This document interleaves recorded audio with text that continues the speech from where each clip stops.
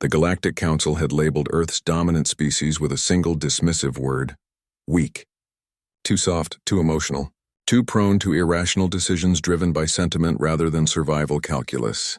The assessment had been unanimous across 73 member species, each far more logical, far more physically imposing, far more evolved than the fragile humans who'd only just discovered faster-than-light travel. Darek had believed that assessment. The Korvathi warrior stood nearly 9 feet tall, his exoskeleton gleaming like polished obsidian under the twin suns of Refuge Station. His people were apex predators, had been for 12 million years. They understood strength. They understood dominance. They understood the natural order where the weak perished so the strong could thrive. He did not understand Rena. The human female was assigned to the xenobiology research outpost on Thalos IV, studying the indigenous Ravager population. Ravagers were 6-legged carnivores with razor-sharp claws, neurotoxic saliva, and a territorial aggression that made them nearly impossible to study in the wild. Adult Ravagers had killed 3 researchers in the past decade, 2 Korvathi and 1 of the crystalline shard folk who could survive in vacuum. Yet here was this human, barely 5.5 feet tall, working alone in the field stations. "You should not be here without armed escorts," Darek had told her on his first security inspection of the outpost. His translator rendered his clicking mandibles into flat, emotionless standard galactic. Rena had smiled, that strange human expression that showed teeth but somehow didn't signal aggression. "The Ravagers and I have an understanding. Predators do not make understandings with prey. Then maybe I'm not prey." Darek had found that statement laughable. This creature, with her soft skin that tore like wet paper, her fragile bones that snapped under minimal pressure, her slow reflexes and blunt teeth, she was the definition of prey. Every instinct in his predatory brain screamed it. That was before the fire. The lightning storm came without warning, as they often did on Thalos IV during the dry season. Darek was conducting his weekly patrol when he saw the smoke, thick black columns rising from the western valley where Rena's primary research den was located. The same den where she'd been monitoring a Ravager mother and her newborn litter. He activated his comm. "Human Rena, respond. Your research station is compromised." Silence Darek's combat instincts calculated trajectories and outcomes. The fire was spreading rapidly through the dried vegetation. The Ravager mother would have already fled. Predators always saved themselves first. If the human had any sense, she would have evacuated to the emergency shelter. But when he crested the ridge, he saw her. Rena was running toward the burning den. "What are you doing?"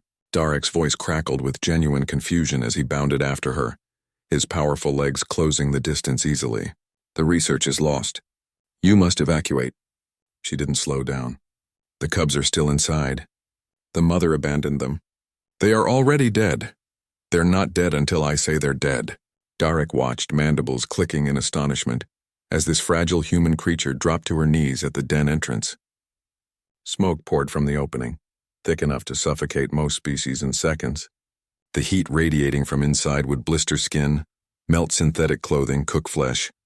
Rena wrapped cloth around her face and plunged her arms into the inferno. "You will die." Darek's translator couldn't capture the urgency in his voice.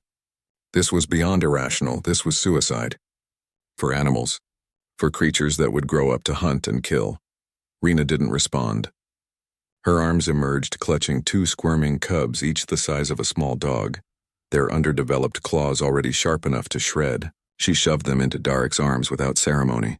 "Hold them! Don't let them run back in." Then she went back. Darek stood frozen, his combat-hardened mind struggling to process what he was witnessing. Rena disappeared into the smoke again.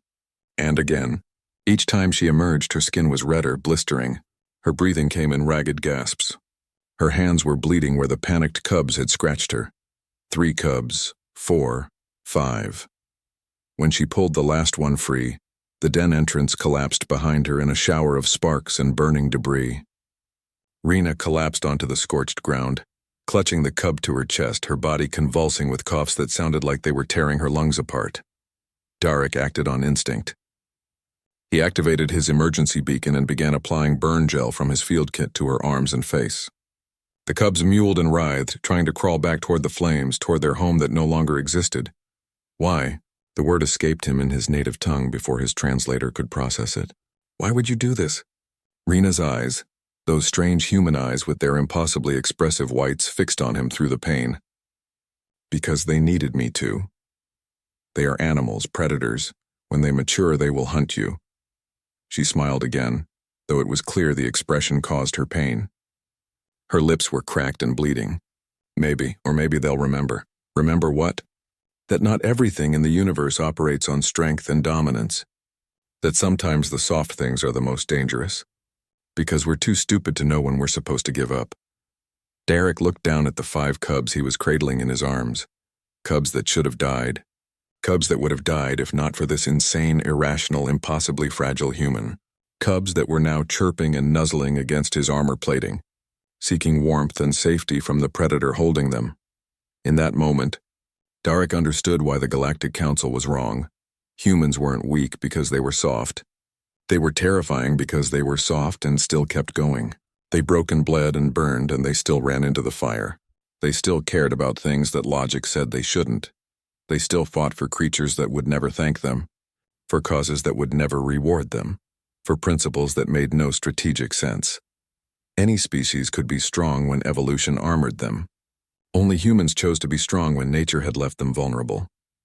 The medical transport is arriving, Derek said, watching the shuttle's lights appear in the smoke-choked sky. You will survive this. The cubs will survive. Rena's consciousness was already fading, her body finally succumbing to the trauma, but she managed one more smile. Worth it. As the medical team loaded her onto the stretcher and carefully collected the cubs, Derek filed his report with the Galactic Council. He chose his words carefully, knowing they would be read by species who prided themselves on logic and strength. Recommendation: reassess human threat classification. They do not fight because they are strong. They fight because they have decided to. This makes them unpredictable. This makes them dangerous. This makes them... He paused, searching for the right word in Standard Galactic. Finally, he settled on one from their own ancient texts. One his people hadn't used in millennia because they'd forgotten what it meant. Indomitable. Human Rena would spend 2 weeks in medical regeneration. The 5 Ravager cubs would be relocated to a protected sanctuary, and Derek would request permanent assignment to Earth's embassy staff, because he had finally found something his 12 million years of predatory evolution had never taught him to understand. He wanted to study it. Further, he wanted to learn what it meant to be soft and strong at the same time. He wanted to understand humans.